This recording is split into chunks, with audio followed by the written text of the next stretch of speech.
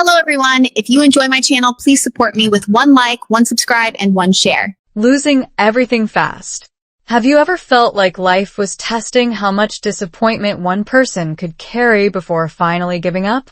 What if I told you that one ordinary month in America, I went from having a job, a place to sleep, and plans for the future to becoming homeless for 2 full weeks?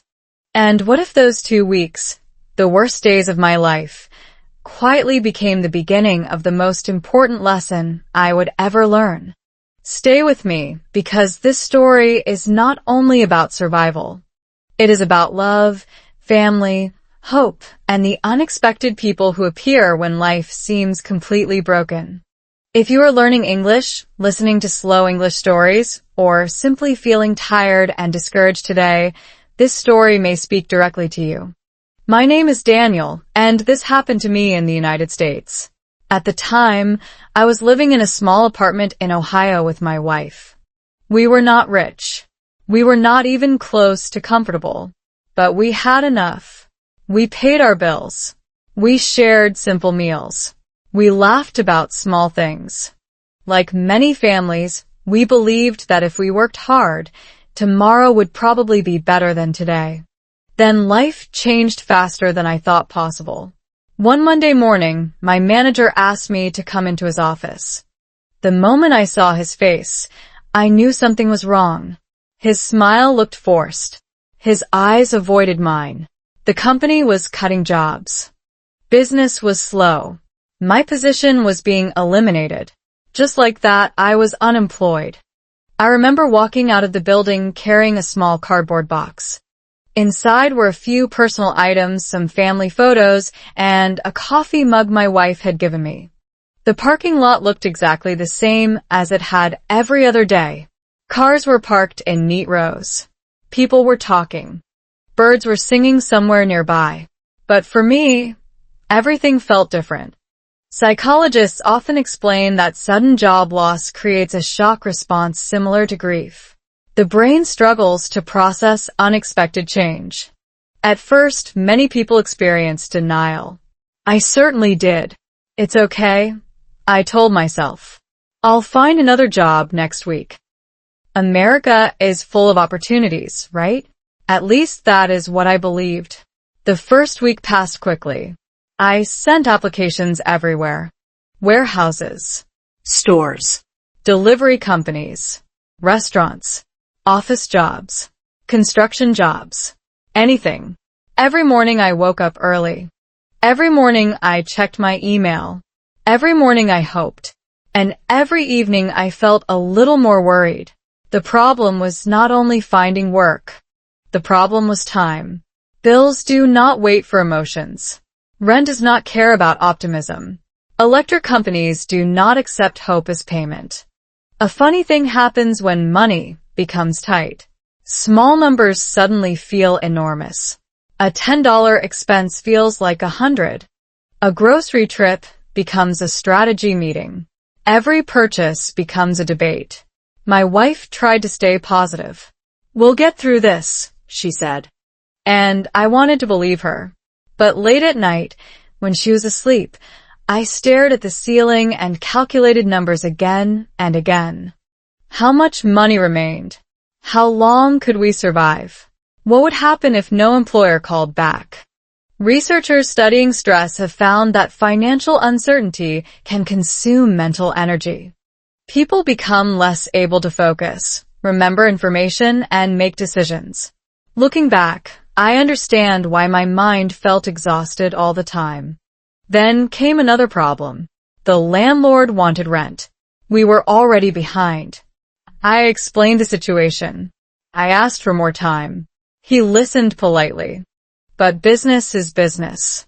A few days later, reality arrived. I still remember holding that notice in my hands. The words looked simple enough. Yet they felt heavier than anything I had ever carried. Suddenly, the apartment that had been our home felt temporary. Every wall, every chair, every familiar corner. All of it seemed to be slipping away. The strange thing about difficult moments is that they often arrive quietly.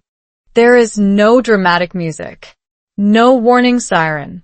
No movie narrator announcing disaster. Life simply changes. One day you are planning next month. The next day you are wondering where you will sleep.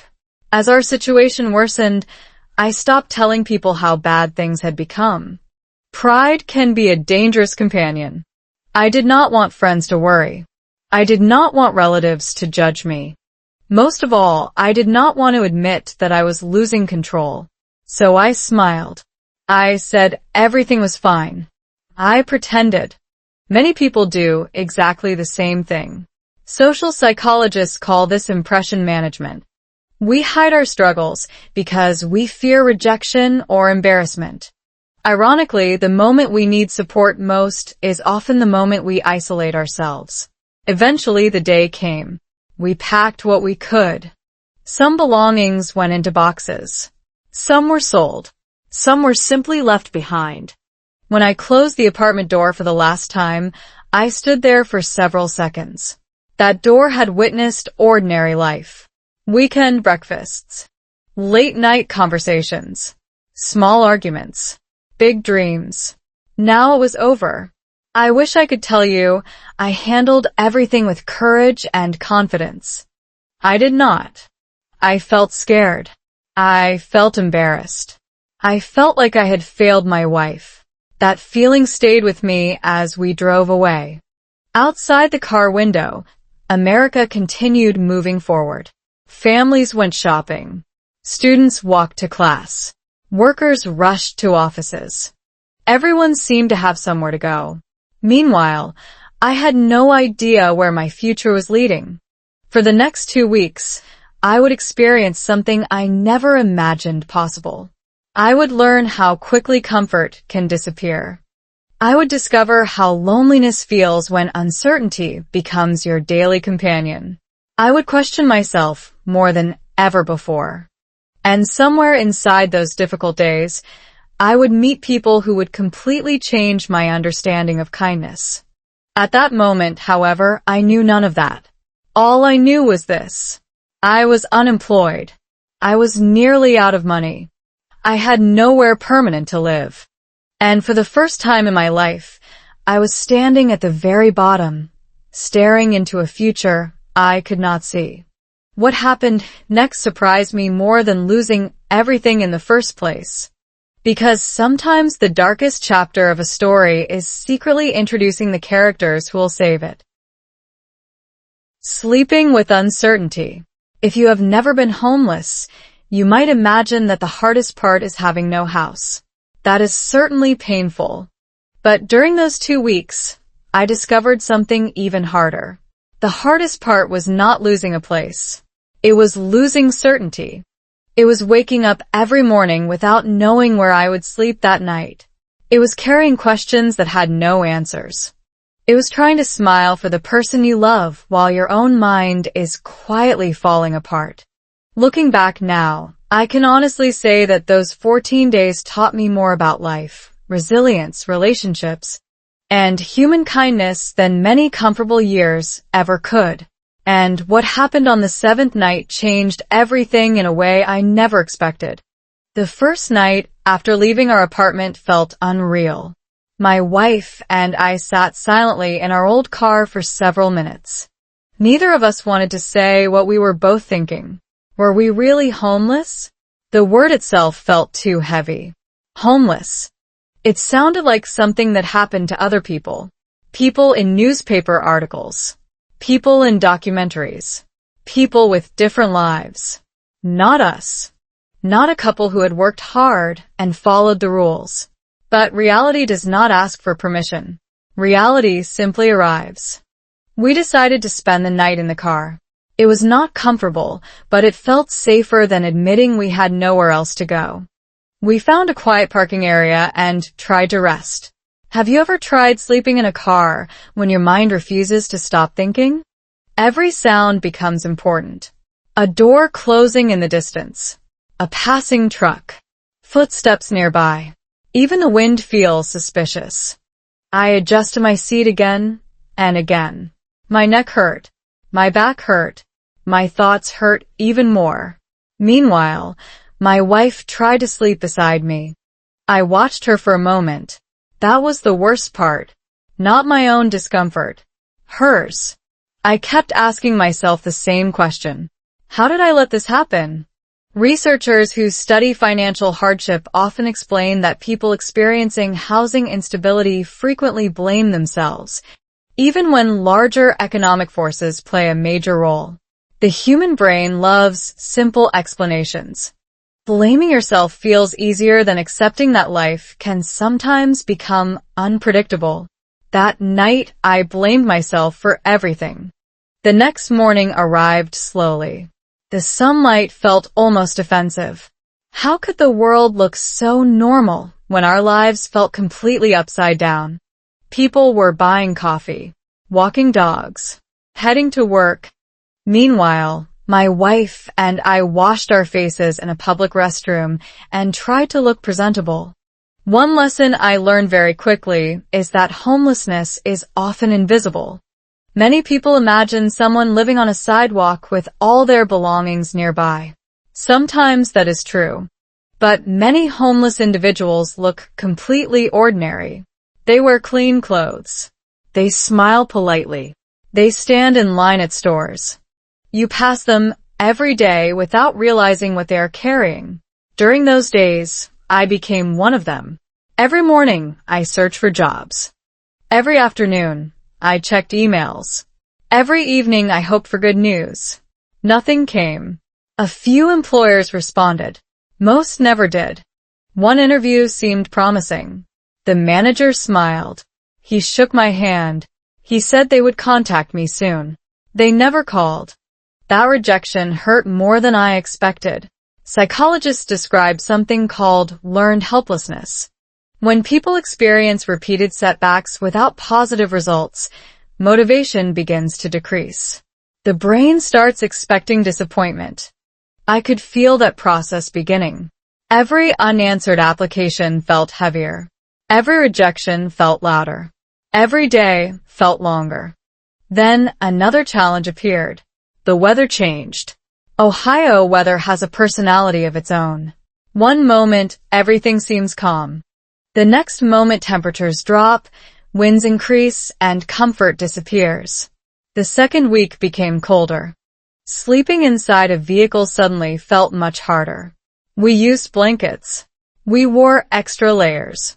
Still, sleep came in short pieces. An hour here, 20 minutes there. Then another period of worrying. Scientists have found that sleep deprivation affects emotional regulation.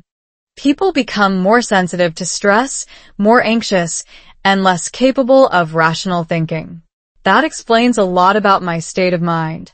I was exhausted. Not only physically, emotionally, mentally, spiritually. Everything felt heavy. One afternoon, while sitting alone in the car waiting for my wife to finish a temporary cleaning shift she had found, I watched people entering a grocery store. An elderly couple laughed about something. A father carried a young child on his shoulders. A teenager pushed shopping carts. Ordinary scenes. Nothing special. Yet they felt strangely beautiful. When life becomes difficult, ordinary moments start looking extraordinary. You stop taking things for granted. A warm meal. A comfortable bed. A secure home. A predictable tomorrow. These things suddenly feel like luxury items. Around day 5, something unexpected happened. A stranger noticed us. Not because we looked homeless. Because we looked tired. Really tired. He was an older man standing near a gas station. He glanced at me for a moment.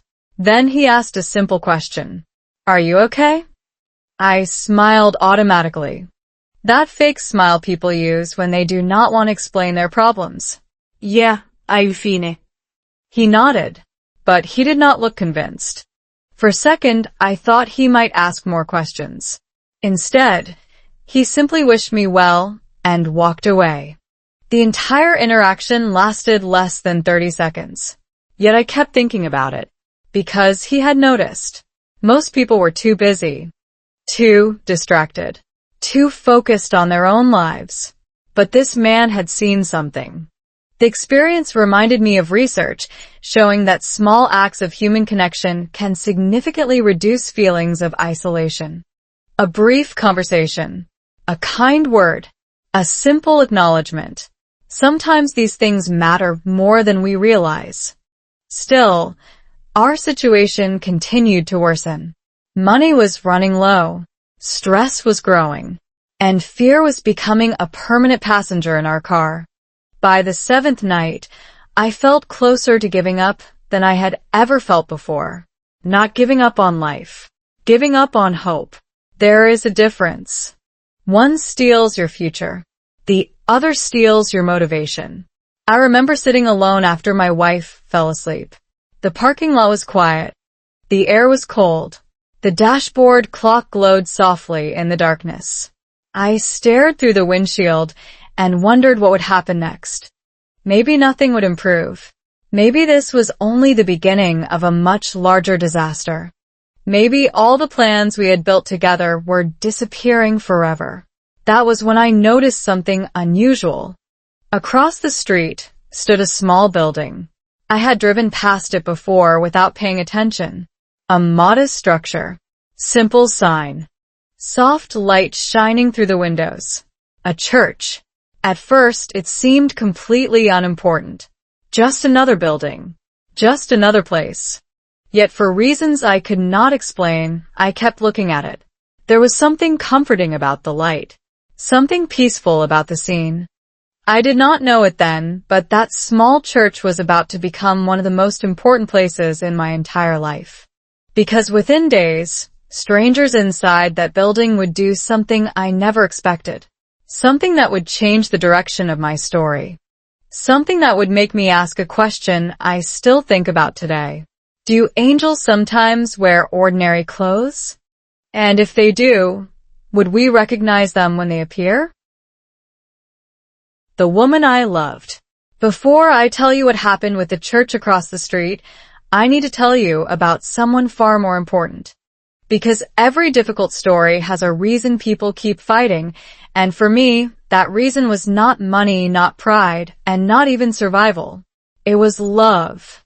When I sat in that cold car during those 2 weeks of homelessness, staring at an uncertain future, I often traveled backward in my mind.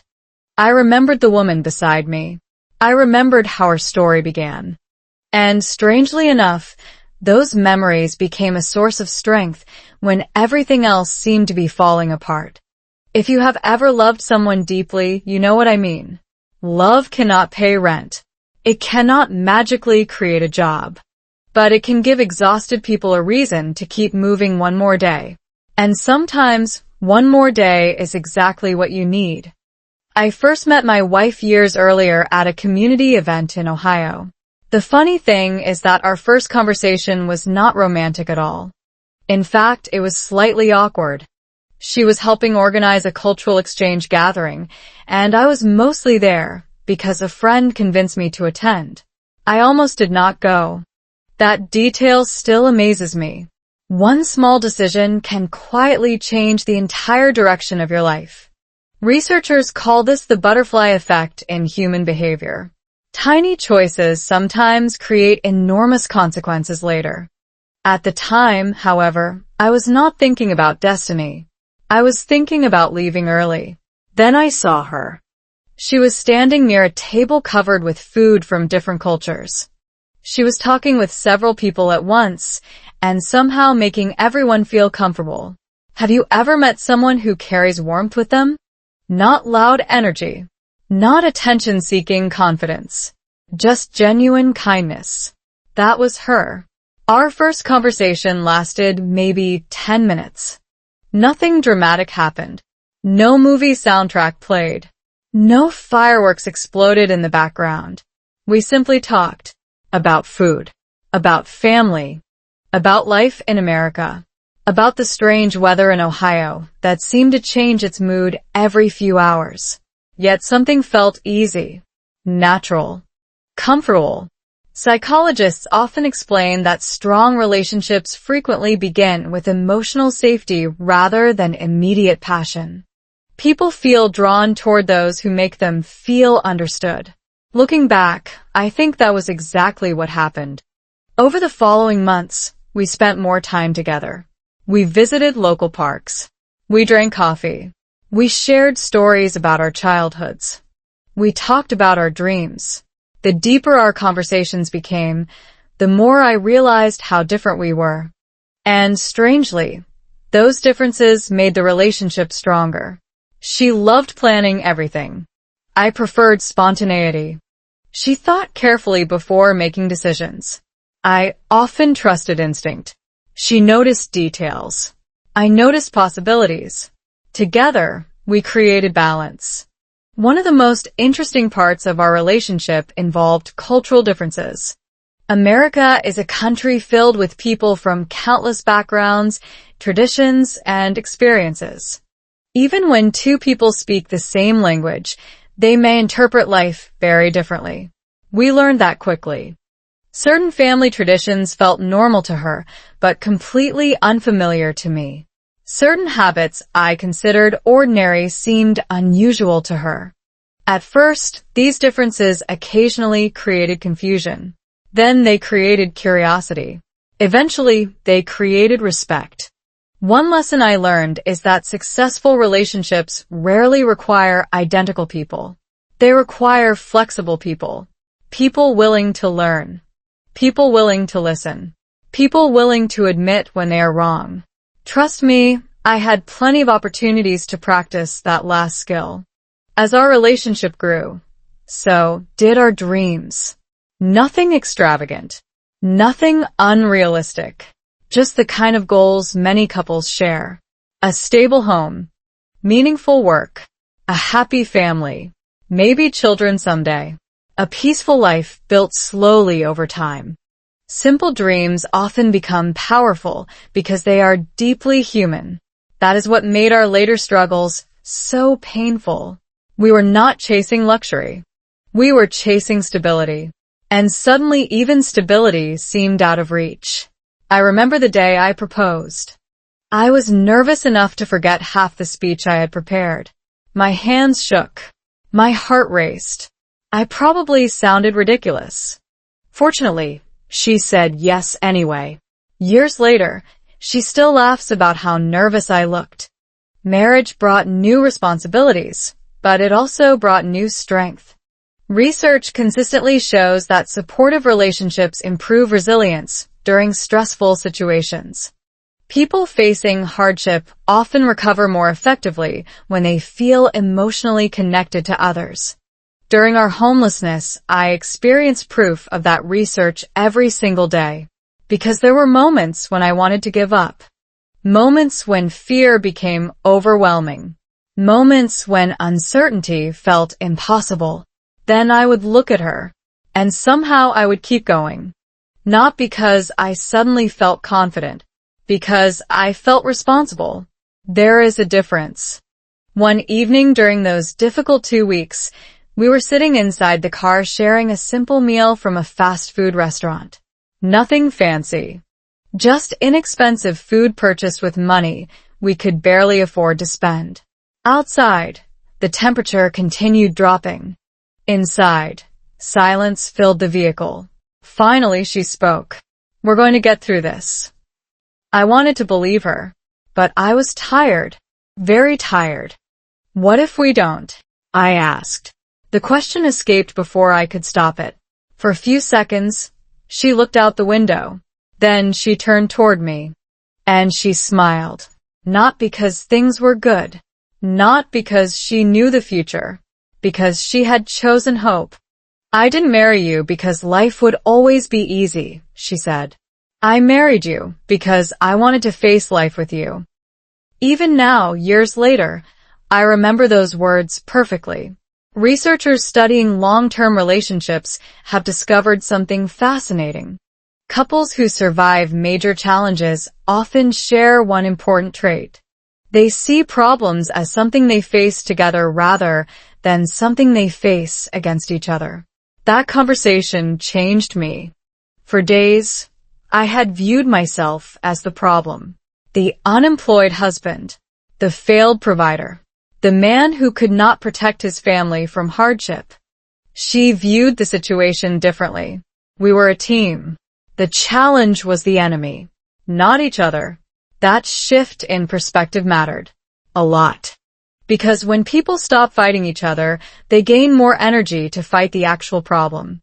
Over the next several days, I found myself replaying memories from our relationship, our first date, our wedding, the apartment we had lost, the dreams we still hoped to achieve. Those memories hurt, but they also helped. They reminded me that our story was bigger than one bad chapter. Much bigger. What I did not realize was that another chapter was about to begin.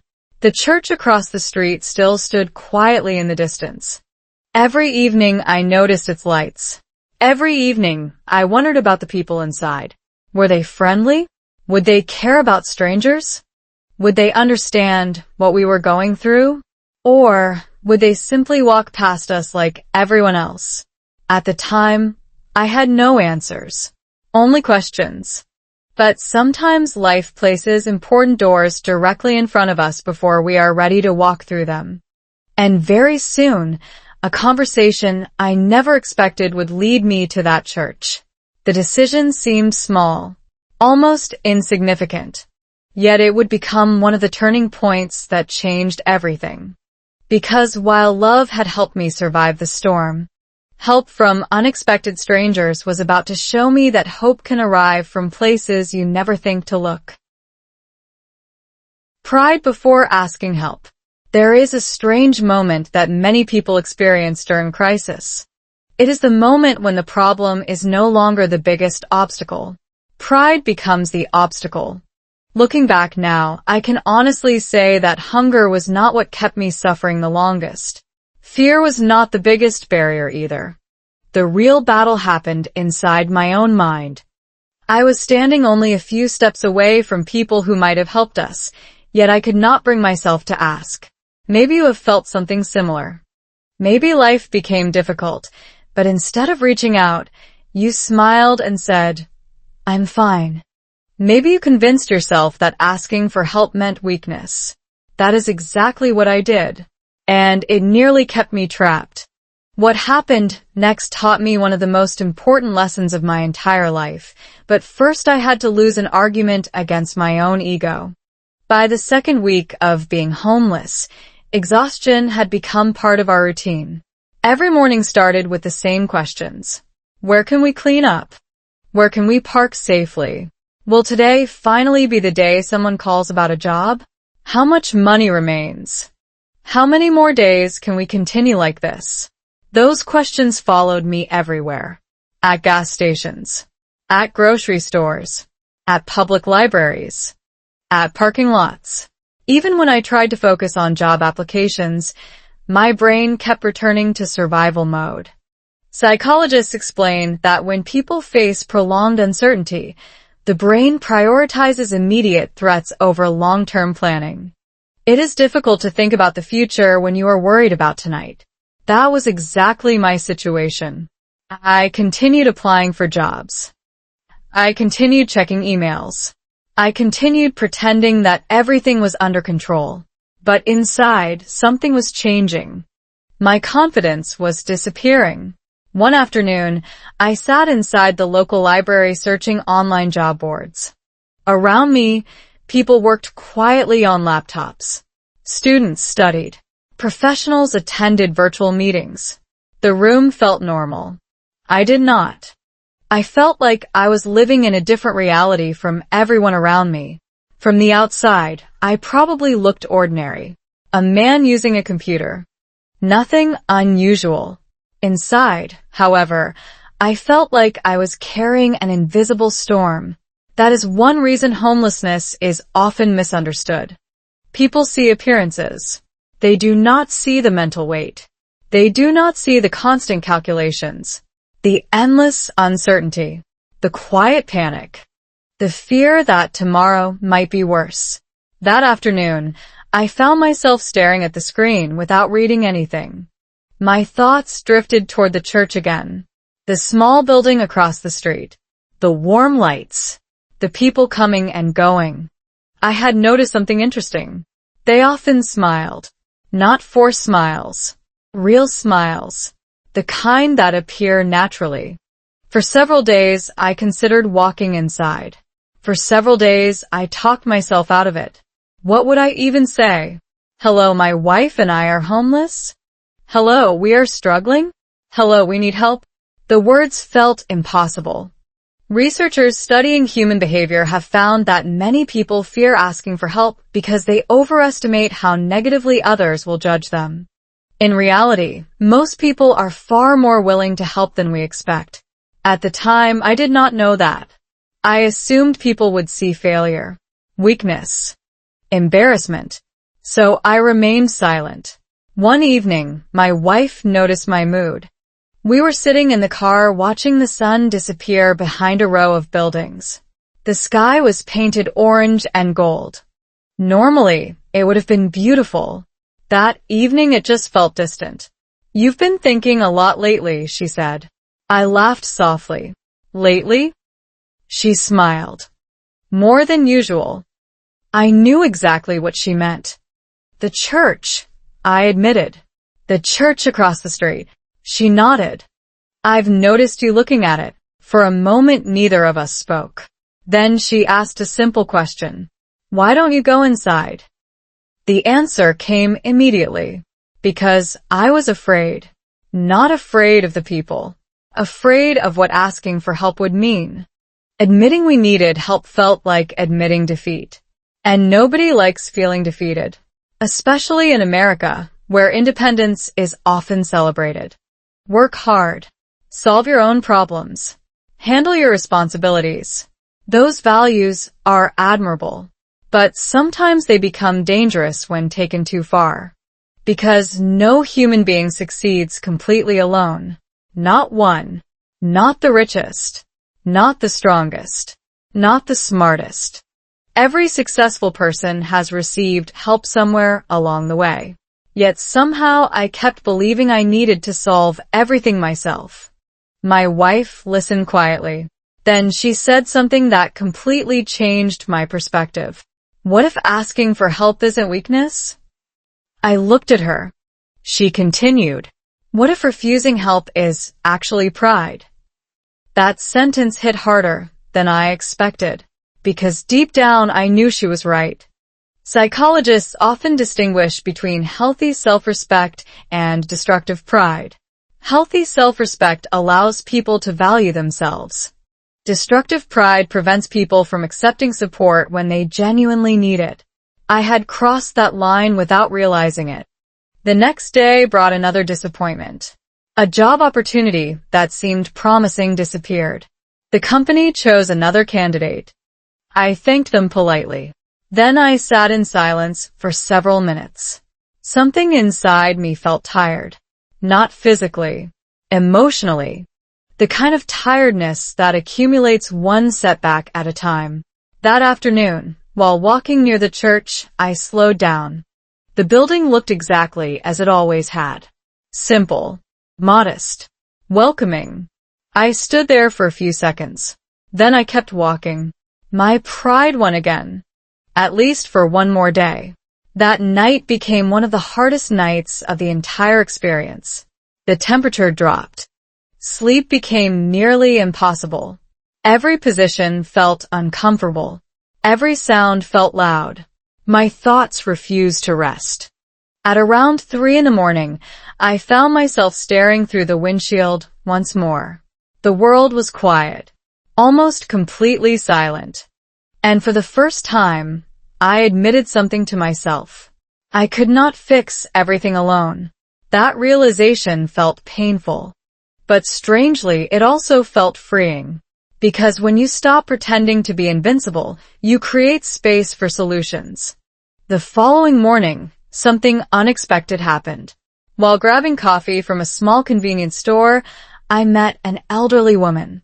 She was friendly, talkative. The kind of person who starts conversations with strangers. Normally, I might have avoided interaction. That day, I did not have the energy.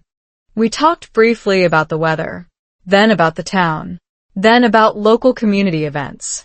Eventually, she mentioned the church. The same church. The one I could not stop thinking about. Her face brightened immediately. "Oh, they're wonderful people," she said. "That church helps a lot of families." Families. The word caught my attention. Not projects. Not cases. Families. Something about that choice of language stayed with me. She continued speaking enthusiastically. Food programs. Community support. Volunteers. Acts of kindness. I listened carefully. Then she smiled and said something I still remember. "Sometimes people think they need to deserve help before asking for it." She paused. "But that's usually when they need it most." The conversation lasted less than 5 minutes. Yet it felt strangely important. As if life was repeating the same message from different directions. My wife. The elderly woman. My own thoughts. All pointing toward the same conclusion. Maybe it was finally time. That afternoon, I stood across the street looking at the church once again. Cars filled part of the parking lot. People moved in and out of the building. Ordinary people. Nothing extraordinary. And yet my heart was beating, as if I were about to do something enormous. Maybe I was. Because sometimes the smallest actions create the biggest changes. Taking a step. Opening a door. Starting a conversation. As I stared at the entrance, I made a decision. Tomorrow I would walk inside. I did not know what would happen. I did not know who I would meet. I did not know whether anyone could help us. But for the first time in 2 weeks, something felt different. Not certainty. Not confidence. Possibility. And what waited beyond that church door would soon restore something far more valuable than money. It would restore hope. A small door opens. There is a strange kind of silence that exists right before life changes. It is not the silence of peace. It is the silence of uncertainty. When your mind is standing at a crossroads and every possible direction feels both necessary and terrifying at the same time. That morning, I woke up earlier than usual, even though waking up is not the right word when you have been sleeping in a car. I simply opened my eyes to the cold air and the faint light of dawn. My wife was still asleep beside me, wrapped in a thin blanket, trying to hold on to warmth that the world was slowly taking away from us. And across the street, that small church was still there, waiting quietly, as if it had been waiting for me longer than I realized. I remember sitting there for several minutes, not moving, not thinking clearly, just feeling something unusual building inside my chest. Not fear. Not hope yet. Something in between. The feeling that today would not be like the previous days. I had told myself the night before that I would go inside. But the human mind is very good at changing decisions when the moment arrives. It creates excuses faster than truth. Maybe I should wait until later. Maybe I should try one more job application first. Maybe I should not disturb anyone. Maybe I can still fix things on my own. These thoughts are not logical arguments. They are emotional shields. Psychologists sometimes call this avoidance behavior, where the brain protects itself from discomfort by delaying action. The problem is delay does not solve pain. It only stretches it. I looked at the church again. The light from the windows was soft, almost warm even from a distance. People were already moving inside. I could see silhouettes passing by, doors opening, small moments of activity that felt strangely normal. Ordinary life continued everywhere except inside my world, where everything felt paused and unstable. My wife woke up slowly and saw me staring. "You're going to go today, aren't you?" she asked. Her voice was calm, but I could hear something underneath it. Not pressure. Not expectation. Just quiet support. "I think so," I said, though my voice sounded unsure even to me. She nodded and reached for my hand. "Then go." 2 simple words. But sometimes simplicity is exactly what breaks emotional paralysis. I stepped out of the car. The air felt colder than I expected. My body immediately reacted, as if it knew I was about to do something unfamiliar. Every step toward the church felt heavier than it should have. It is strange how pride can make walking feel like climbing. I remember noticing small details along the way that I would normally ignore. The sound of gravel under my shoes. The distant hum of traffic. The faint smell of morning coffee from a nearby store. Everything felt sharper, as if my senses were overcompensating for fear. When I reached the entrance, I stopped. My hand hovered near the door handle for a moment. That moment might have lasted only a few seconds, but in my memory, it feels much longer. I remember thinking, if I turn around now, nothing changes. I will still be in the same situation tomorrow. Still tired. Still uncertain. Still pretending to be okay. But if I open this door, I don't know what happens. And sometimes the unknown feels more frightening than suffering itself. Then I opened the door. Warm air immediately hit my face. Not just temperature, but atmosphere. The sound inside was different too. Softer. Human. There were voices, gentle conversations, the quiet movement of people who seemed comfortable in their space. I stepped inside slowly, trying not to draw attention to myself. For a moment, I stood near the entrance, unsure where to go. My instinct was to stay invisible. That is something many people in difficult situations learn to do. You try to take up less space in the world so you're not noticed, not judged, not questioned. But someone noticed me anyway. A woman around my age approached with a calm smile. Not exaggerated. Not suspicious. Just simple kindness. Hi there, she said. Can I help you? I hesitated. That was the moment everything could have gone either way. I could still retreat. I could still say I was just looking. I could still leave without explaining anything. But something inside me was already tired of running. I need help, I said quietly. The words felt heavy, but also honest. Maybe the most honest words I had spoken in weeks. She did not react with shock. She did not ask invasive questions immediately. She simply nodded. Okay, she said gently. You're in the right place. Those 5 words did something unexpected to my mind. You're in the right place. I had not felt that feeling in a long time. Not at work. Not in the car. Not in life. But in that moment, standing in a small church in Ohio, I felt something close to belonging. She guided me to a small seating area. There were few other people around. Some volunteers. Some visitors. Some families. I noticed immediately that nobody stared at me. Nobody treated me like a problem to be solved. Instead, they treated me like a person who had simply arrived. A man brought me a cup of coffee. Another person offered a small plate of food. I remember holding the cup with both hands because I was not used to warmth like that anymore. It sounds dramatic, but when you have been living in uncertainty, small comforts feel unusually intense. Your nervous system stops treating them as normal and starts treating them as rare. While I sat there, someone asked me if I wanted to talk. Not demanded. Not pressured. Just offered. I nodded. And then, for the first time, I told part of my story out loud. Not everything. Not yet. But enough. Enough about losing my job. Enough about sleeping in the car. Enough about the fear we were carrying every day. As I spoke, I noticed something interesting. The more I spoke, the lighter my chest felt.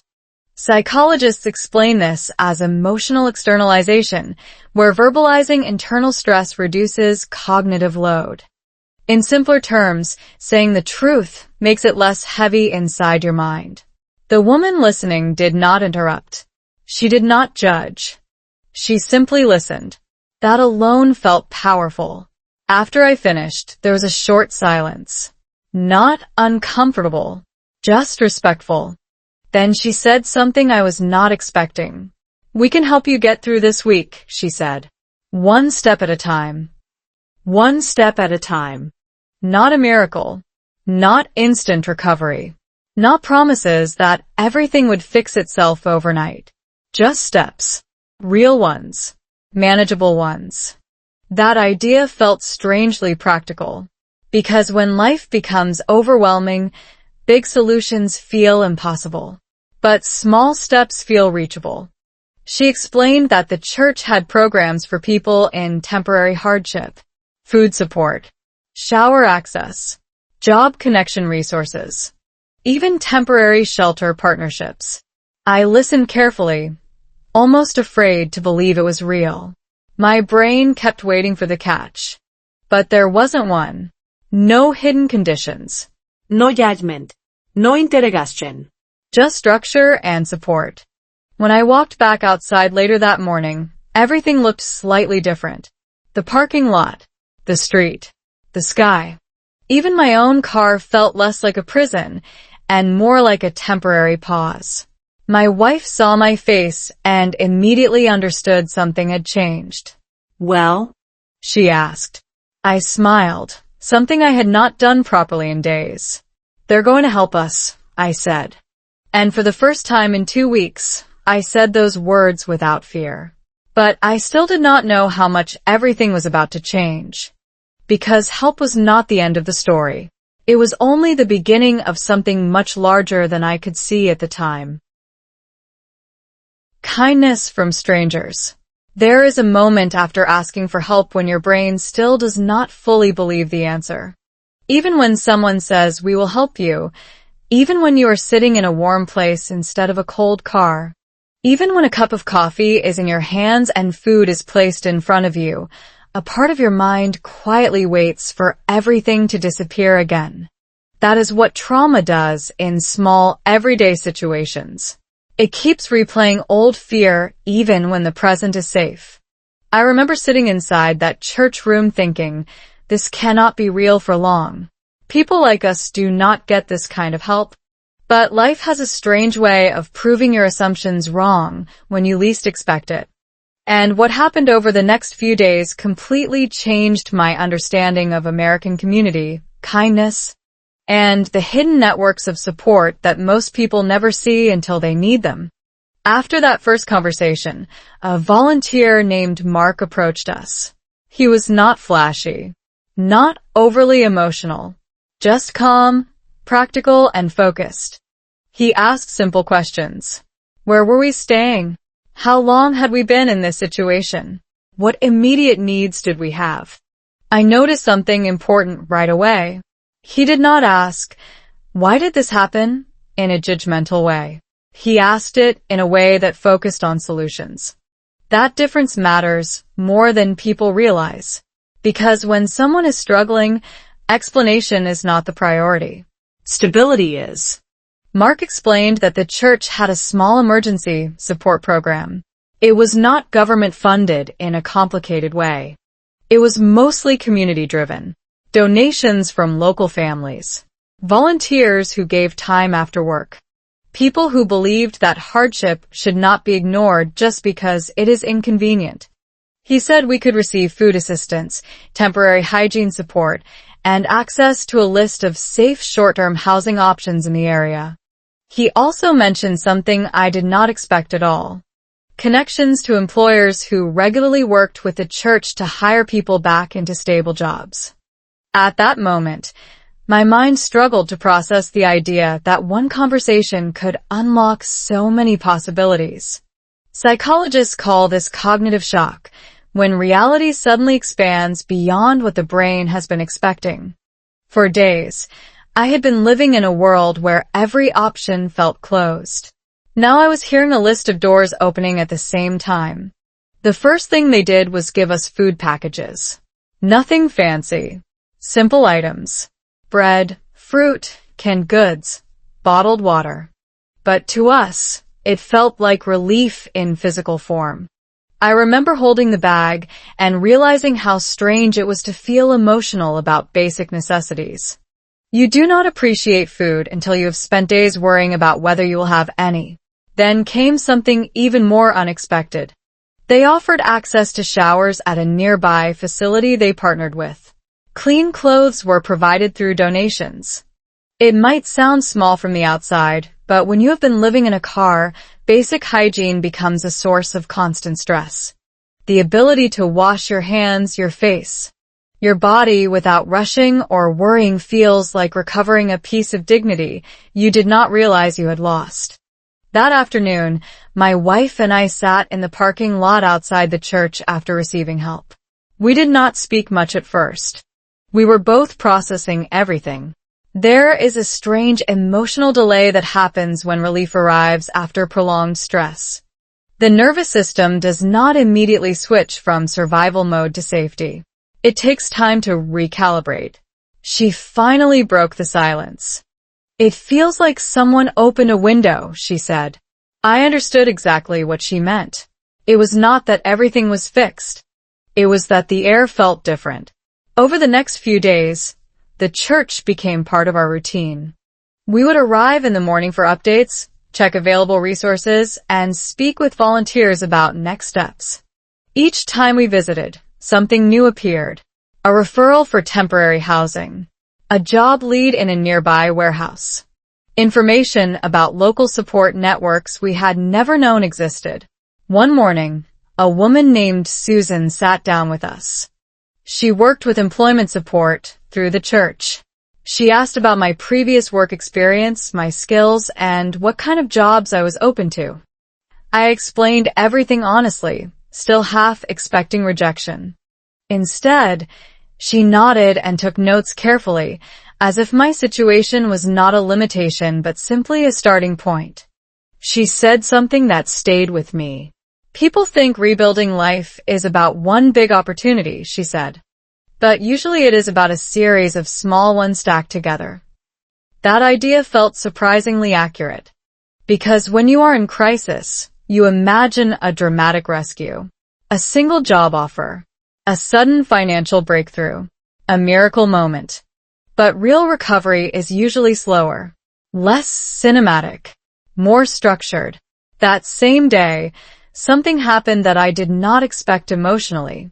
We were given access to a small donation room inside the church building. Clothes, shoes, personal items, basic essentials. As I picked through items, I realized how humbling it felt to choose things based on immediate need rather than preference. Not what do I like, but what do I need to survive the next few days? At one point, I picked up a jacket. It was simple, slightly worn, but clean and warm. I put it on and immediately felt a shift in comfort. My wife smiled when she saw me. "It suits you," she said softly. For the first time in a long time, I felt like I was not just surviving the weather but actually protected from it.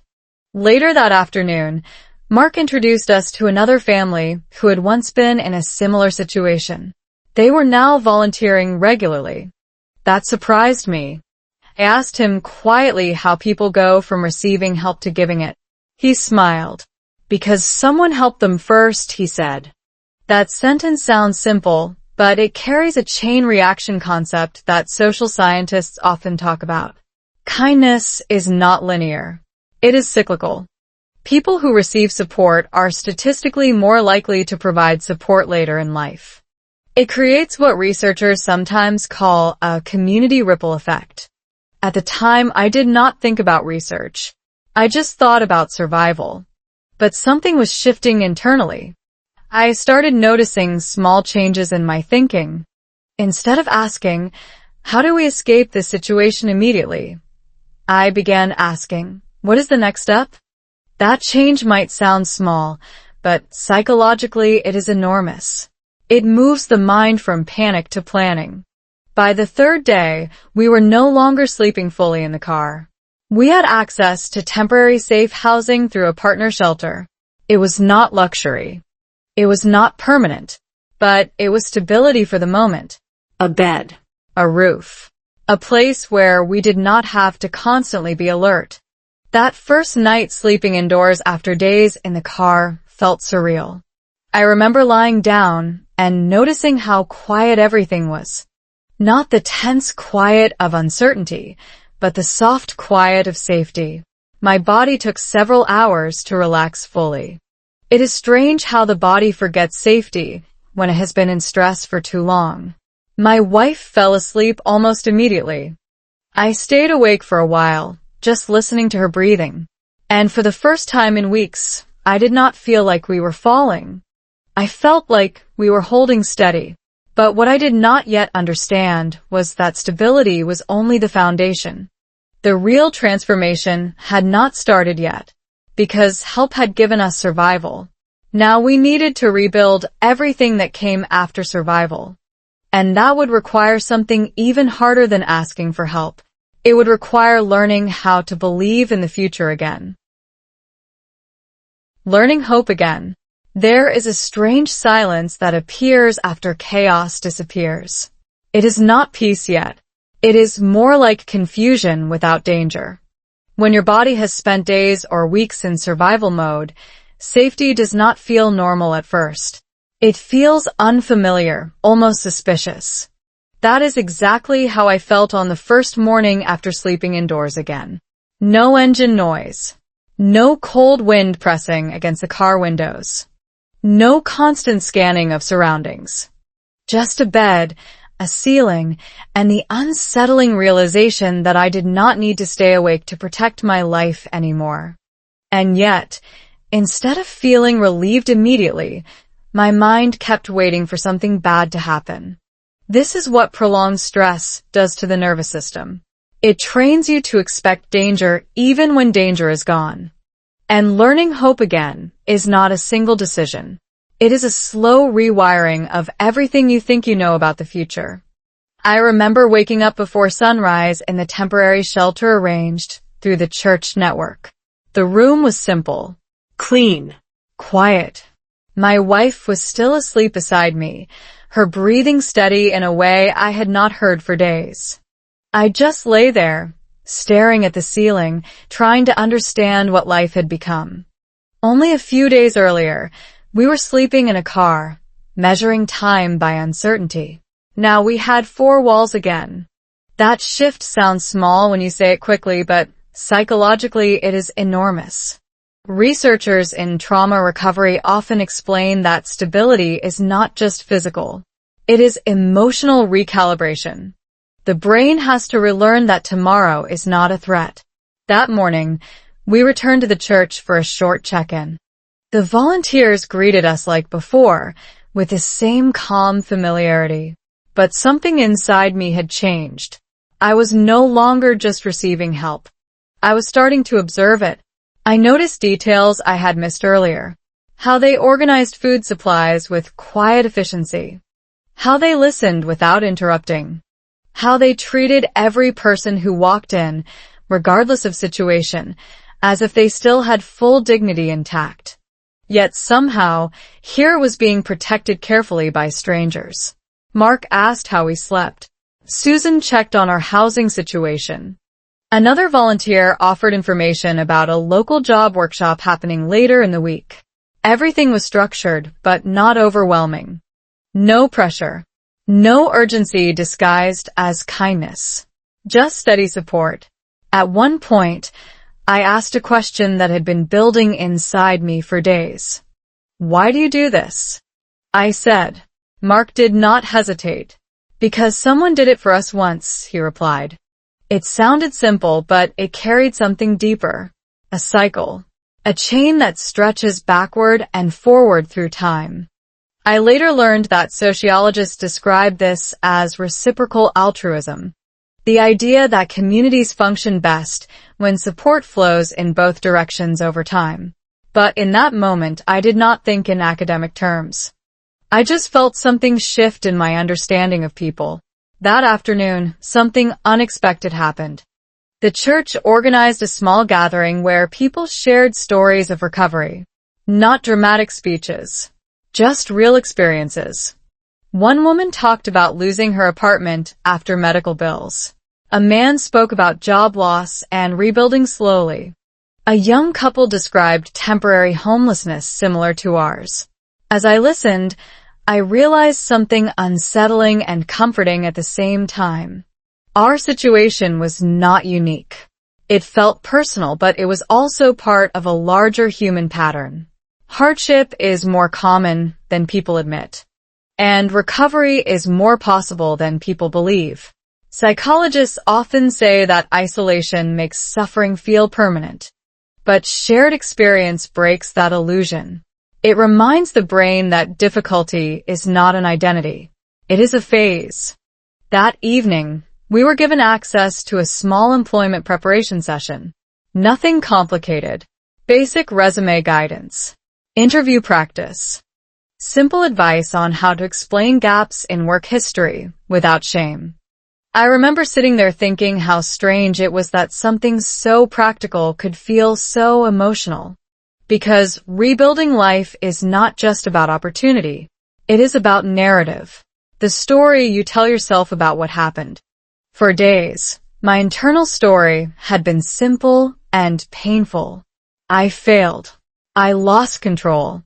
I ended up homeless. But in that room, listening to others, I started hearing a different version. I faced hardship. I survived it.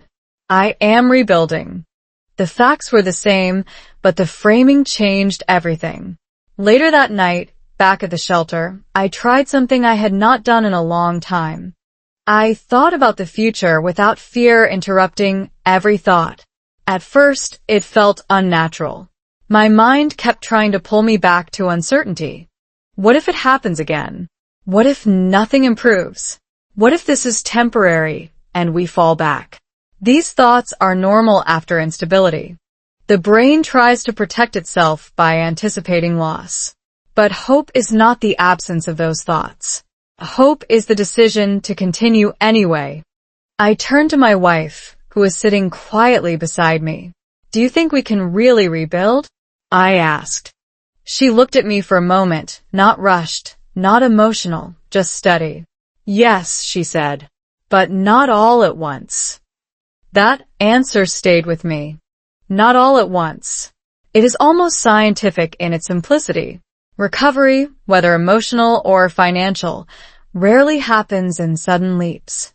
It happens through incremental progress.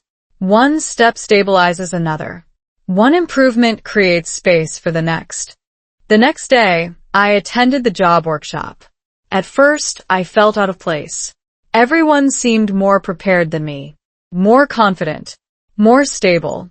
But as the session continued, I realized something important. Confidence is often not a starting point.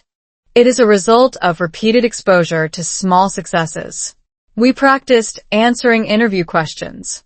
We discussed strengths. We reviewed basic communication skills. Nothing extraordinary. But I noticed something subtle happening inside me.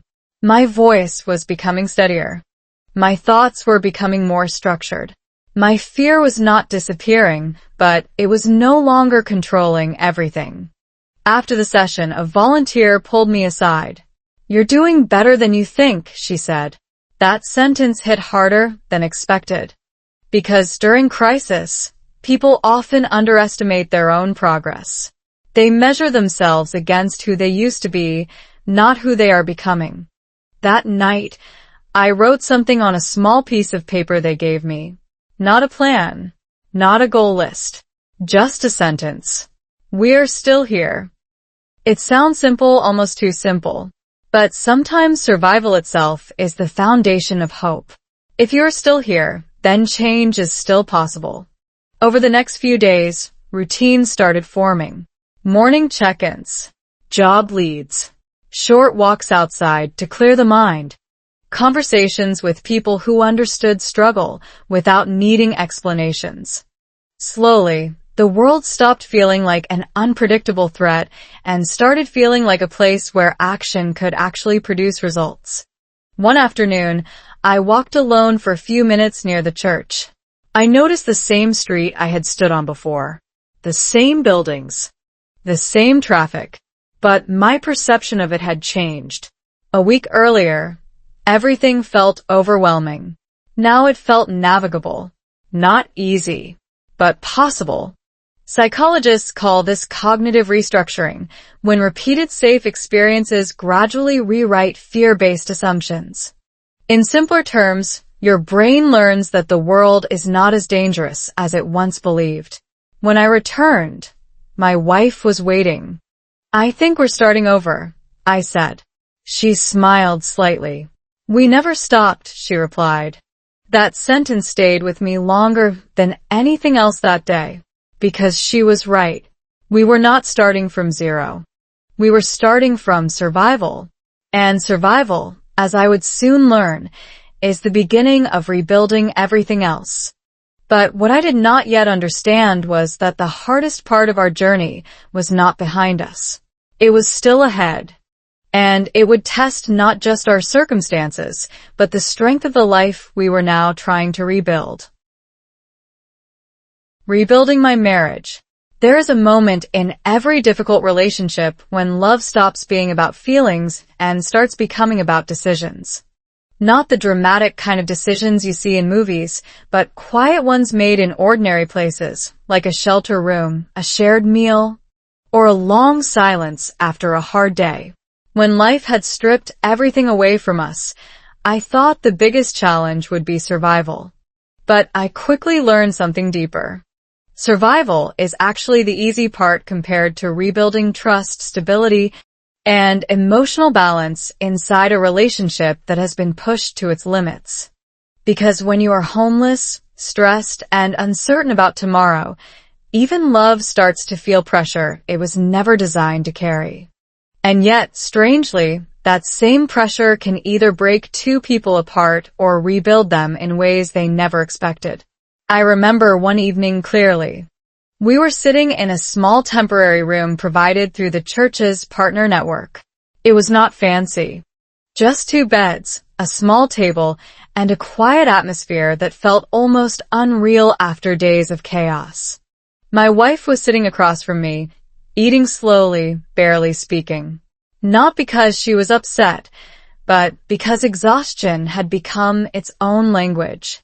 I watched her for a moment and realized something uncomfortable. We had been together through everything, but I had started seeing her through the lens of stress instead of love. That happens quietly in relationships under pressure. You begin reacting instead of connecting. You interpret silence as distance. You interpret fatigue as emotional withdrawal. And if you are not careful, you start misunderstanding the person you care about the most. That night, I asked her something I had been avoiding for days. "Are you okay?" She looked at me and gave a small smile. "I'm tired," she said simply. That answer should have been obvious, but I realized I had been interpreting everything through fear instead of clarity. Psychologists often explain that stress reduces emotional accuracy. When people are overwhelmed, they become less capable of correctly reading social cues. In simple terms, you stop seeing your partner clearly. You start seeing your own anxiety instead. I nodded and looked down. "I feel like I failed you," I said. I did not plan to say it. It just came out. There was a pause. Not heavy, but thoughtful. Then she leaned forward slightly. "You didn't fail me," she said. "We're just in something difficult." That sentence shifted something inside me, because it removed the idea that I was alone in responsibility. When people internalize failure during hardship, they isolate themselves emotionally even while physically together. It creates invisible distance. She continued. "We are still a team, remember? That word again. Team. It came up earlier during our crisis, but hearing it in that moment carried new meaning. Because now we were not just surviving external problems. We were actively rebuilding internal connection. The next few days, something subtle changed between us. We started talking more again. Not about problems, not about logistics, but about small things. The kind of conversations that often disappear under stress. What we remembered from better days. What we hoped life could become again. Even what we wanted for simple things like a future home or a stable routine. One afternoon, While walking near the church, she suddenly laughed at something I said. It was a small moment, but I remember it clearly because it felt like the first time in weeks that laughter was not forced. Neuroscience research shows that shared positive emotional experiences help rebuild relationship bonding chemicals in the brain, particularly oxytocin. But I did not think about biology at that moment. I just noticed that it felt easier to breathe when she laughed. We also began attending short counseling sessions offered through the church network. At first, I was hesitant. I thought counseling was for relationships that were already breaking. But I learned something important. Counseling is not only about fixing damage. It is about preventing misunderstanding from becoming permanent damage. The counselor asked simple questions. How do you support each other right now? What feels hardest in your communication? What do you need from each other that is not being expressed? These questions were surprisingly difficult. Not because we did not know the answers, but because we had stopped asking them. At one point, the counselor said something that stayed with me. Stress doesn't just test relationships. It distorts them. That sentence explained so much of what we had experienced.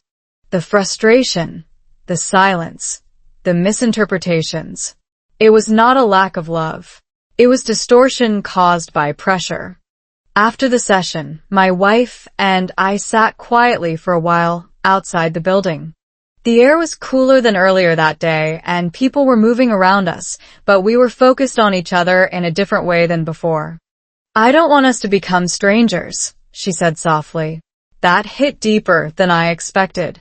Because emotional distance does not always come from conflict. Sometimes it comes from exhaustion. I don't either, I replied. Then I added something I had not fully articulated before. I think I stopped listening properly when everything got hard. She nodded. Me too. That moment was not dramatic. There were no tears or big emotional breakthroughs. But something important happened. We acknowledged the gap without blaming each other for it. Eating meals more slowly.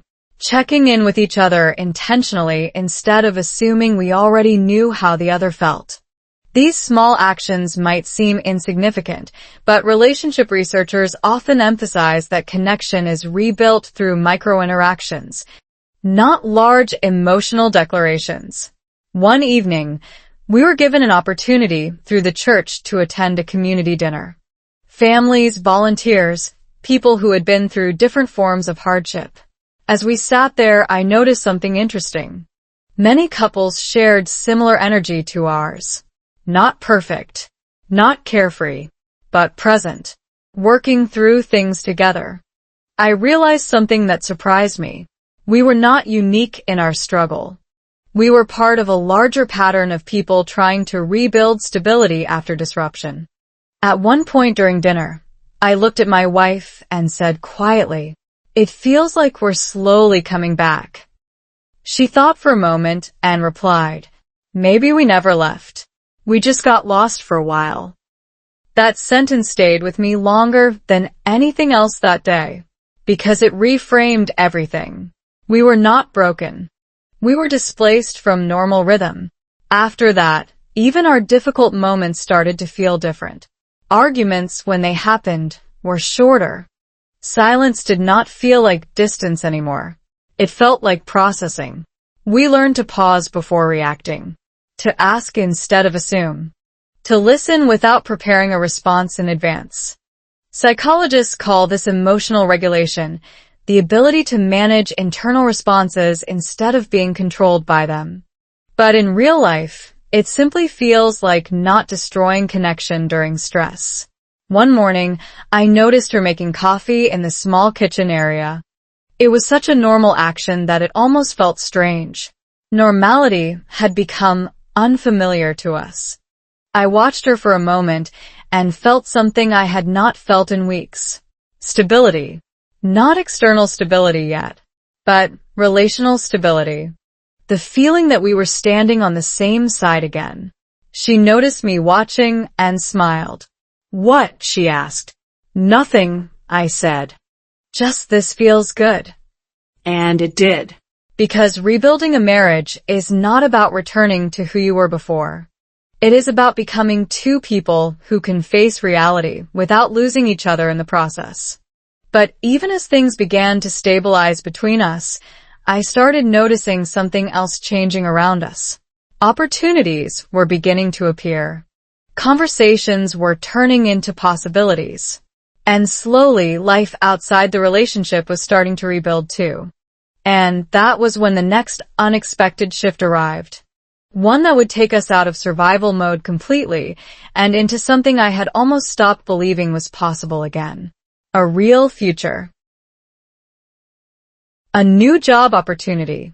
There is a strange moment in recovery when life stops feeling like survival and starts feeling like possibility again. But your brain still refuses to fully trust it. You are no longer sleeping in a car. You are no longer wondering where your next meal comes from. You are no longer counting hours between uncertainty.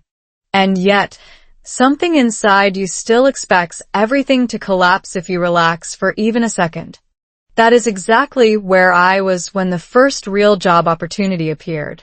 Not a vague promise. Not a maybe. Something real. Something that had my name attached to it. And what made it even more surprising was how it came from a place I had never expected in my life. It started on an ordinary morning at the church. I had come in for a routine check-in, still adjusting to the rhythm of stability. We were no longer in crisis mode, but we were not fully settled either. Life felt like it was slowly rebuilding itself, one small layer at a time. That morning, Susan was already there, sitting with a folder and a calm expression that usually meant she had information to share. She greeted me like always, not overly formal, not overly emotional, just steady. That kind of steadiness becomes powerful when your life has been unstable. Good news, she said. Those two words immediately changed the atmosphere in my mind. Good news had become unfamiliar during the previous weeks. She explained that one of the local companies the church partnered with was looking for workers. Not temporary gig work. Not unpredictable shifts. A stable full-time position in logistics support. It was not glamorous. It was not something people usually dream about. But at that moment in my life, stability mattered more than status. Psychologists often explain that during recovery from financial or emotional crisis, people begin to reevaluate priorities. What once seemed important like prestige or ideal career paths becomes secondary to consistency and security. I did not fully understand that theory then, but I was living it. Susan handed me a printed sheet with details. Address. Time. Position overview. Requirements. My name was already written at the top of the referral note. For a moment, I just stared at it. Seeing your name on something positive after weeks of seeing it attached to uncertainty feels strangely emotional. It is like your identity is slowly being reattached to possibility instead of failure. You think I'm ready for this? I asked. She did not hesitate. Yes, she said. You've been preparing more than you realize. That sentence stayed with me. Because I had not thought of my recent experiences as preparation. I had thought of them as survival. But sometimes survival is preparation in disguise. I went outside and sat with my wife. I showed her the paper. She read it slowly, then looked up at me with an expression I had not seen in a while. Not worry, not stress. Something closer to relief, mixed with cautious hope. This is good, she said softly. I nodded. But I don't want to fail again, I admitted. That fear was still there. Even after everything improved, fear does not disappear instantly. It lingers like an echo. She placed her hand on mine. Then we try, she said. That's all. That simple answer was becoming a pattern in our recovery. Not extreme optimism. Not denial. Just steady steps forward. The next few days were filled with preparation. The church helped me review basic interview expectations.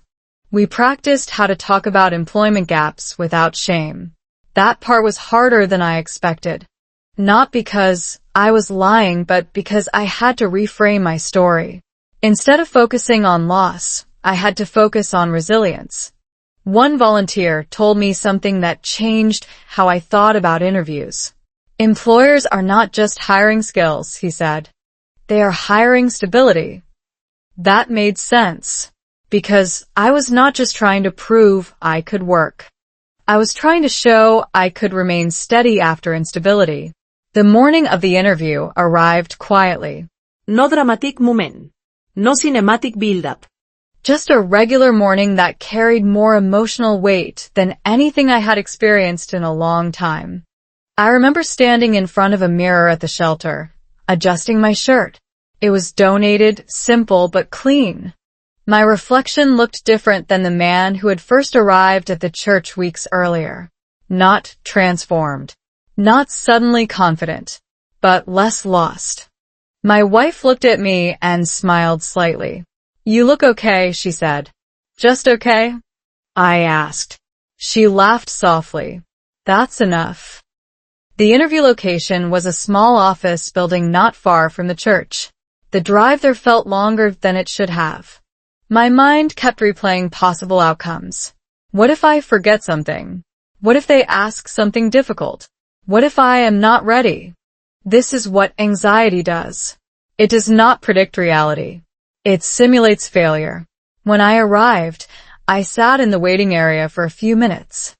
Other candidates were there. Some looked experienced. Some looked confident. I tried not to compare myself, but comparison is automatic when you are uncertain. Then my name was called. The interview itself was not as intense as I imagined. The manager was practical. Direct. He asked about experience, adaptability, willingness to learn. I answered honestly. No exaggeration. No performance. Just truth shaped carefully. At one point, he asked a question that stayed with me. How do you handle difficult situations? For a second, I almost gave a generic answer. But something stopped me. I decided to be honest. I don't avoid them anymore, I said. I deal with them step by step. He looked at me for a moment, then wrote something down. That moment felt small, but it mattered. Because sometimes honesty communicates stability more than perfection. When the interview ended, he said they would be in contact soon. I thanked him and left. Outside, I stood for a moment, unsure how to feel. Not rejection, not success, just in between. That night, I told my wife everything. We did not celebrate. Not yet. We had learned not to celebrate uncertainty. But there was a different feeling in the air now. Something lighter. Like pressure had shifted slightly. 2 days later, the call came. I got the job. It was simple. Direct. No dramatic build-up. Just confirmation. I remember sitting down when I heard it, as if my body needed a second to process what my mind could not immediately believe. After I hung up, I did not speak for a while. My wife looked at me carefully. Well, she asked. I smiled slowly. I got it, I said. There was a pause. Then she smiled too. Not loud, not exaggerated, just real. And for the first time that evening, I walked outside alone for a moment. The sky looked ordinary. The street looked ordinary. But my perception had changed. Because when your future becomes slightly more stable, the world stops feeling like a threat and starts feeling like a place with direction again. Psychologists describe this as forward orientation, when the brain shifts from survival thinking to planning thinking. I did not know the term, but I felt the transition happening. I thought about everything that had led here. The car, the fear, the church, the strangers, the silence, the help, the rebuilding. It did not feel like a straight line. It felt like a series of broken pieces slowly forming something coherent. When I returned, my wife was sitting quietly, waiting. Looks like we're moving forward, she said. I nodded. Yeah, I said. We are. But even as we stepped into this new chapter, I realized something important. A job was not the end of the story. It was the beginning of rebuilding a life that could finally hold stability again. And what came after stability would test us in a completely different way. Because now, the challenge was no longer survival. It was learning how to live again. Family under one roof again. There's a very strange feeling that comes after you survive, something you were not sure you would survive. It is not happiness at first. It is disbelief. Because your brain has spent so long preparing for loss that when stability finally arrives, it does not immediately know how to process it. That is exactly how I felt in the days after getting the job. I would wake up in the morning and for a few seconds, I would still expect chaos. Still expect uncertainty. Still expect the ground to disappear under us again. But slowly, something new started to happen. Life began to stabilize in a way that felt almost unfamiliar. And the most surprising part was not the job itself. It was what it allowed us to rebuild at home between me and my wife, and eventually, the idea of family again. The first week of work felt like entering a different world. Simple routines, scheduled hours, predictable tasks. Nothing dramatic, nothing overwhelming. But after weeks of chaos, even predictability feels like luxury.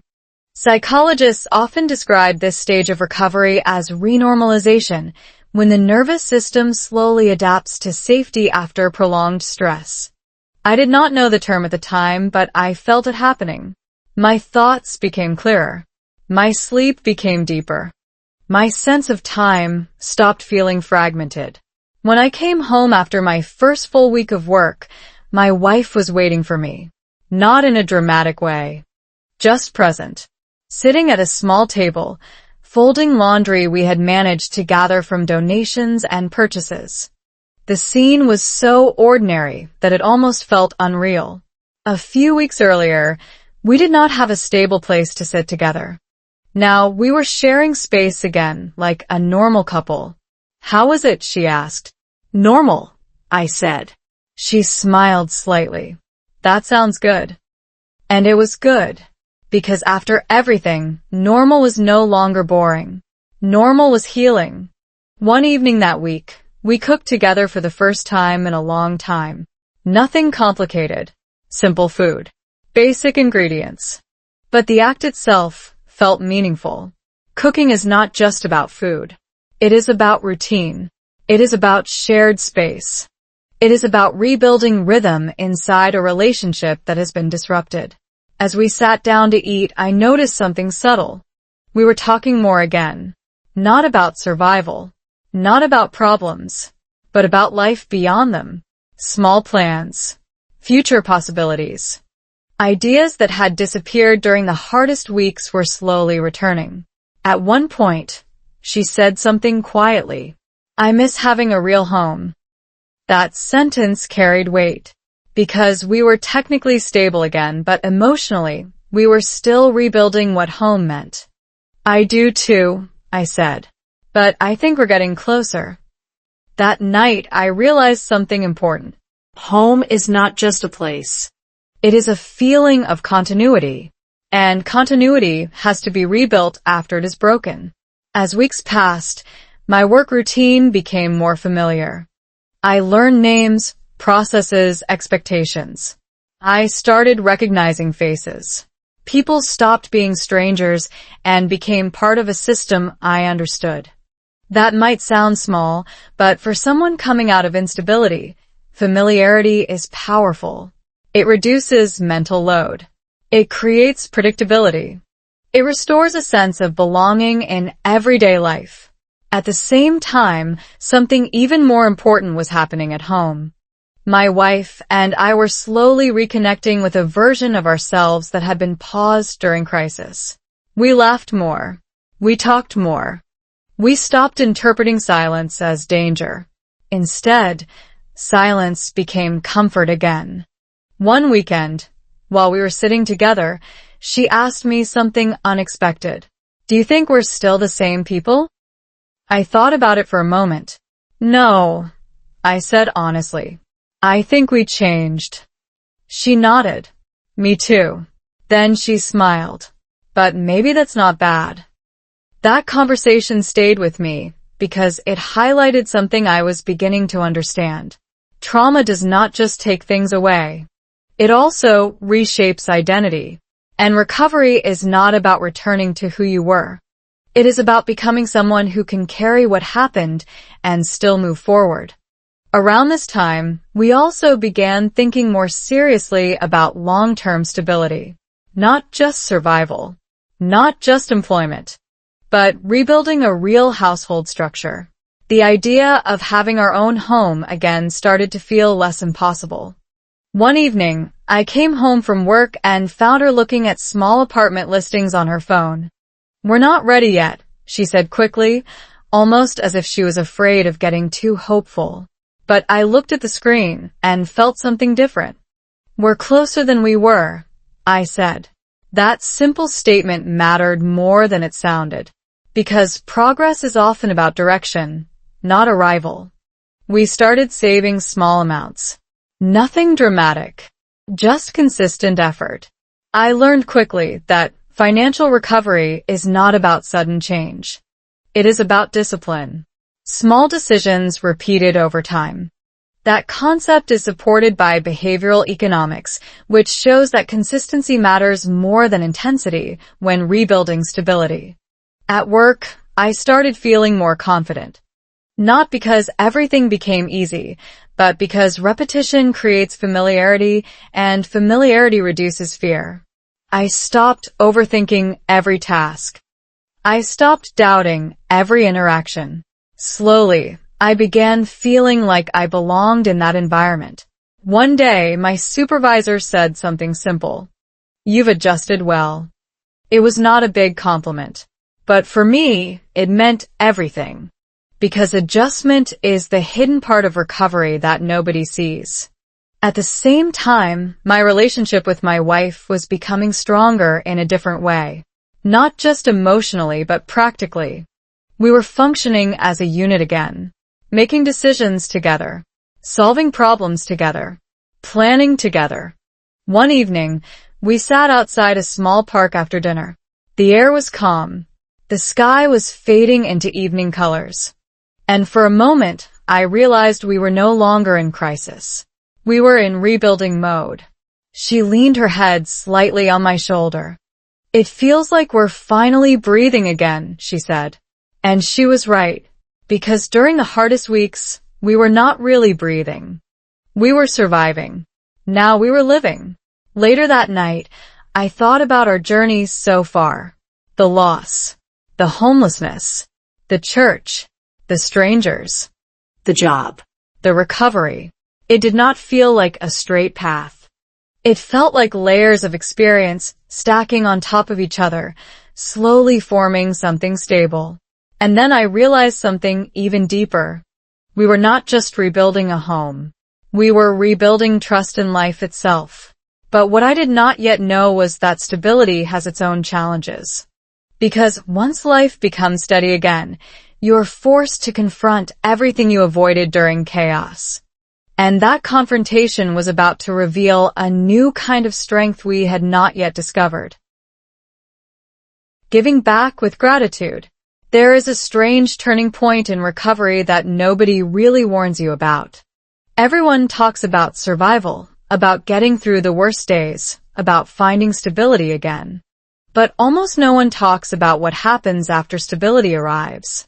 Because once your life stops being a crisis, you suddenly have space to feel everything you had to suppress just to keep going. That is where I found myself in this stage of the journey. Life was no longer collapsing. My job was steady. Our housing situation was improving. My marriage was stronger than before. And yet, instead of feeling only relief, I started feeling something else growing quietly inside me. Gratitude. Not the simple kind, but the kind that comes from remembering how close you were to losing everything. And strangely, that gratitude started pushing me towards something I did not expect at all. The desire to go back to the place where everything began to change and help someone else who might be standing where I once stood. It started one morning on my way to work. I passed the church again, the same one that had quietly changed the direction of our lives. I did not think much at first. It was just part of the route now, a familiar landmark in a city that no longer felt unfamiliar. But that day, I noticed something different. I saw a small group of people gathering outside, volunteers setting up tables, preparing food packages, organizing supplies. It looked exactly like what I remembered from the days when I first walked in there exhausted, uncertain, and afraid. For a moment, my body reacted before my mind did. I felt a tightening in my chest. Not anxiety this time. Something closer to memory. Emotional memory is powerful because it does not just recall events. It recalls sensations. The cold air from those days. The uncertainty. The feeling of stepping into the unknown. And then, unexpectedly, I felt something stronger than memory. I felt responsibility. That evening, I told my wife about it. I saw the church again today, I said. She looked up from what she was doing. And? I think I want to go back. She did not ask why immediately. She just waited. That was something we had learned during recovery. Sometimes silence is not avoidance. Sometimes it is understanding. Finally, she asked softly, to visit. I shook my head. To help. That conversation stayed with both of us for days. Because the idea of returning to a place where you once needed help is emotionally complicated. It forces you to revisit a version of yourself that you are still learning to accept. Psychologists often describe this stage of recovery as post-traumatic meaning-making, when individuals begin transforming past hardship into purposeful action. In simpler terms, you stop seeing suffering only as pain and start seeing it as something that can be used to help others. A few days later, I went back to the church. This time, I did not walk in as someone searching for help. I walked in as someone offering it. The moment I entered, I saw familiar faces. Mark recognized me first. His expression changed slightly, then he smiled. "You look different," he said. I laughed softly. "I feel different." That was the truth. I spoke with Susan and told her I wanted to volunteer during my free time. At first, they hesitated, not because they doubted me, but because they wanted to make sure I was stable enough to handle it emotionally. That surprised me, because I had not thought about emotional readiness. I had only thought about gratitude. But they understood something I was still learning. Helping others after trauma requires balance. You are not just giving support. You are also revisiting your own past. Eventually they agreed. My first day as a volunteer felt surreal. I was standing at the same tables where I once received food packages. I was organizing supplies instead of receiving them. I was greeting people instead of being greeted. It felt like stepping into a parallel version of my own story. And then I saw someone who reminded me of myself. A man standing near the entrance. Tired eyes. Hesitant posture. The same uncertainty I once carried. He looked like he wanted to leave, but did not know where to go. I remembered that feeling exactly. I approached him carefully. "Hey," I said gently. "Are you okay?" He hesitated. That hesitation was familiar. I think I need help," he said. Those words hit me harder than I expected, because I had said them before.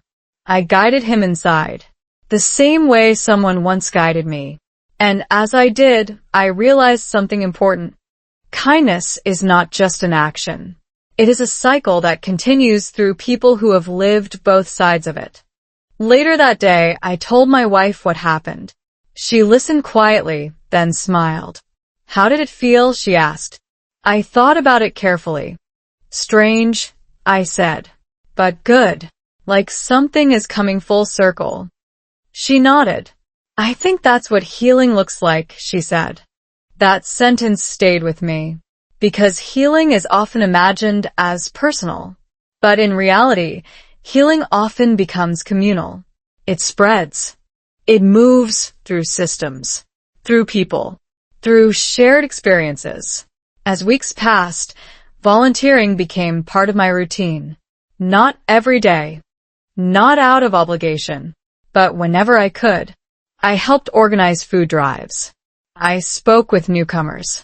I shared parts of my story when appropriate, not as a performance, but as reassurance. People do not always need advice. Sometimes they just need proof that recovery is possible. One afternoon, I sat with a woman who had just arrived. She was overwhelmed, quiet, and visibly exhausted. She reminded me so much of my wife during our hardest days that it almost felt like time had folded in on itself. She asked me a question I will never forget. Does it actually get better? I did not answer quickly, because I knew that question cannot be answered with theory. It has to be answered with truth.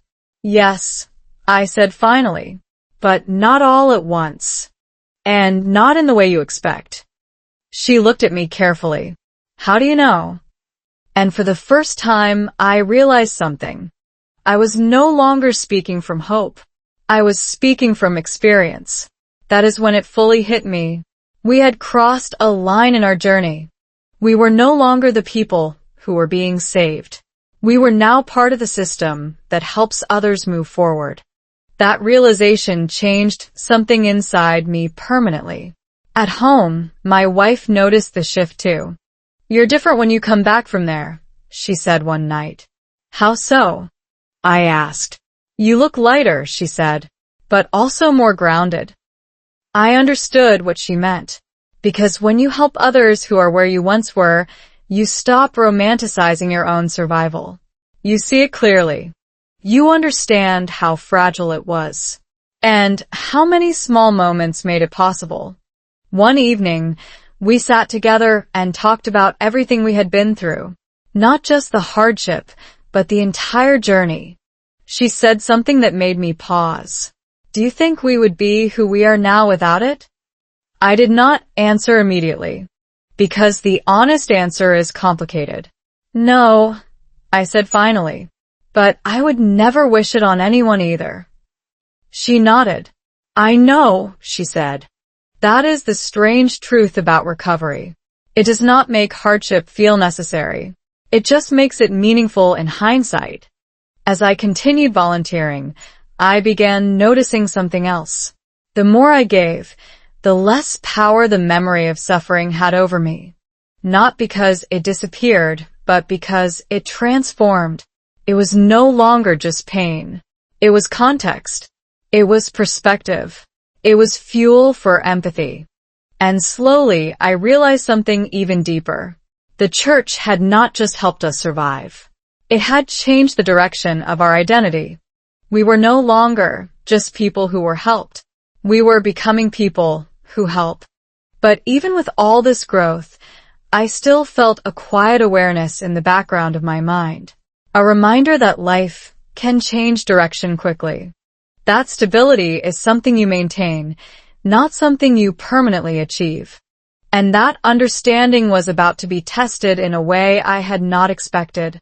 Because just when everything felt like it had settled into place, life had one more lesson waiting for us. One that would redefine what gratitude really means. Angels in ordinary clothes. There is a strange truth about life that most people only understand after they have survived something difficult. Stability is not a destination. It is a temporary condition that requires constant care. When you finally rebuild your life after losing everything, there is a quiet fear that follows you, even on good days. It does not shout. It does not interrupt your happiness. It simply sits in the background, reminding you that everything you have now was once gone in an instant. That feeling was still with me even as life became more stable again. My job was steady, My marriage was stronger than ever, and our small home finally felt like a real home again. But deep inside, I still carried the memory of those 2 weeks when everything collapsed, and the even more powerful memory of the people who stepped in when we had nothing left. I thought that chapter of our life was behind us. I thought the story had already reached its conclusion. But life has a way of circling back to its most important lessons when you least expect it. It happened on an ordinary evening. I was leaving work, tired but calm, walking toward the parking lot when I noticed a familiar sound of activity nearby. It was not unusual to hear community events near the church area, but something about that day made me slow down. I turned my head and saw the same church again. The same building that had once felt like a doorway out of darkness. There were people gathered outside, setting up tables, organizing food, preparing supplies. It looked almost identical to the day I had first walked in there, unsure and afraid. For a moment, I just stood there and watched. And then I noticed something that made my chest tighten slightly. A young man was standing near the entrance, hesitating the same way I once had. His posture, his expression, even the way he kept looking down at the ground felt familiar in a way that made time feel like it was bending. Without thinking too much, I walked toward him. "Hey," I said gently. He looked up, startled, as if he was not sure whether he should trust the interaction. "Are you okay?" I asked. That question again. The same question that had once changed my entire life. He hesitated for a moment before answering. "I don't know," he said quietly. "I think I need help." For a second, I felt something powerful, but difficult to describe. It was not sadness. It was recognition. Because I had stood in that exact emotional place before. Not just physically, but mentally, emotionally, spiritually. That moment when pride is exhausted and honesty finally becomes stronger than fear. "I've been there," I told him. He looked at me more closely now. "I really have," I repeated. "Come inside. You're in the right place." As I walked him toward the entrance, something inside me shifted again. Not in a dramatic way. More like a deep internal alignment. It felt like the past and present were briefly overlapping. I could see myself in him, and I could see someone else in me. The version of me who had once been guided through that same door by strangers who did not ask for anything in return. Inside, volunteers greeted him the same way they had once greeted me. Calm. Patient. Non-judgmental. I stayed nearby for a moment, watching the process unfold. He was offered food. He was given information.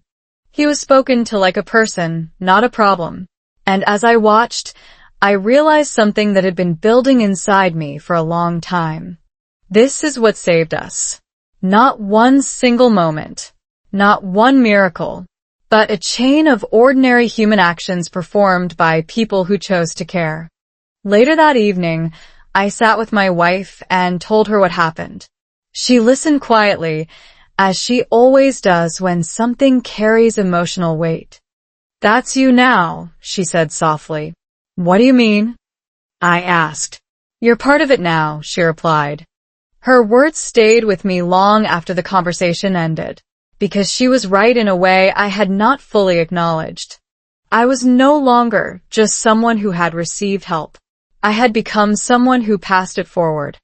And that realization changed the way I saw everything that had happened to us. That night, I thought about the entire journey again. Losing my job. Becoming homeless.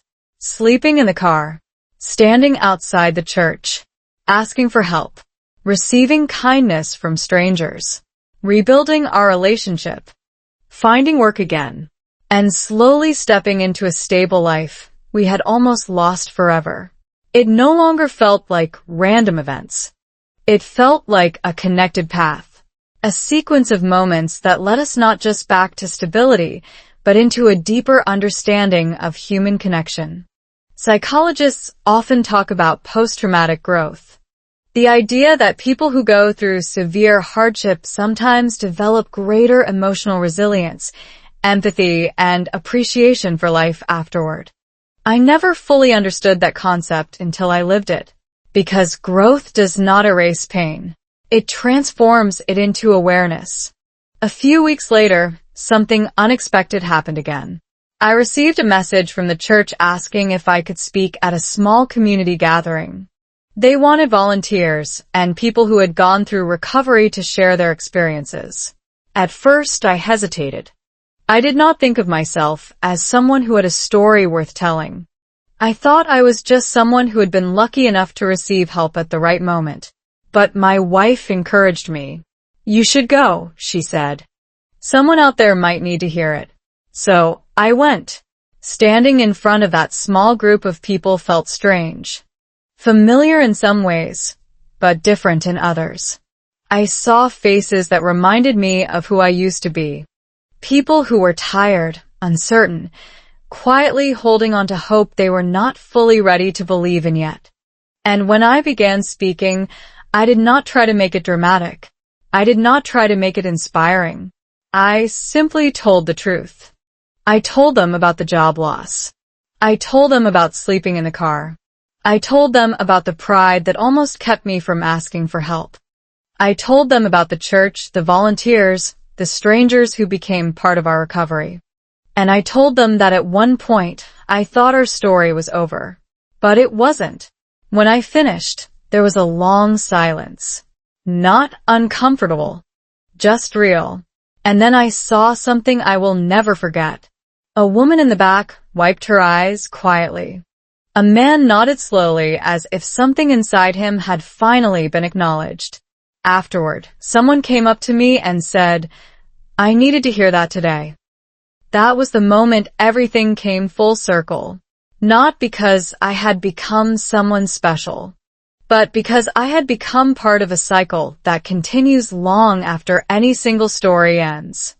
That evening, as I walked home, I looked up at the sky and thought about how strange life is. How the same place that once represented our lowest point had become the place where we now returned to give strength to others. And I realized something simple but powerful. Sometimes angels are not supernatural beings. They are ordinary people who show up at the right time, without expecting anything in return, simply because they choose to care. And sometimes, if you are lucky enough to survive your hardest moments, you eventually become one of them too. That is the real ending of this story. Not survival, not recovery, but transformation into something that keeps hope alive for someone else.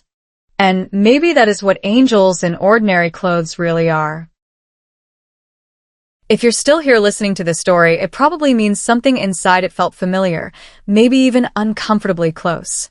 And that's the strange thing about life. You never really know which moment will become the turning point until you're already standing on the other side of it.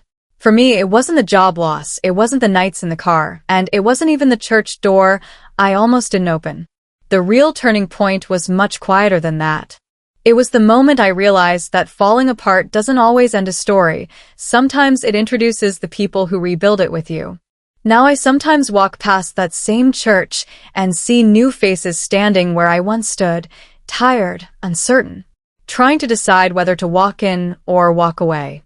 And every time I see them, I understand something deeper than gratitude. I understand continuity.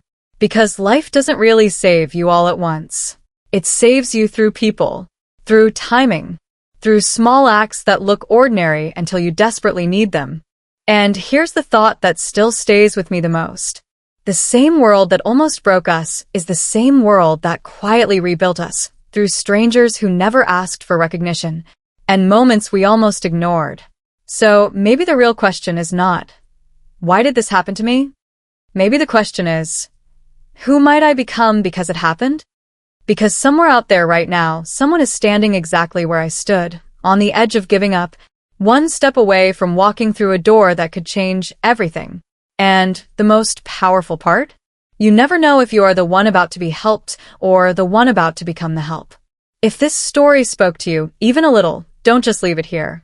Subscribe to the channel for more slow English stories that help you practice listening while exploring real human journeys of love, struggle, and transformation in modern America. Leave a comment and tell me where you are watching from and what part of the story stayed in your mind the longest. I read them, and sometimes they become the beginning of the next story. Because every ending like this is never really an ending. It's just the quiet moment right before another door opens.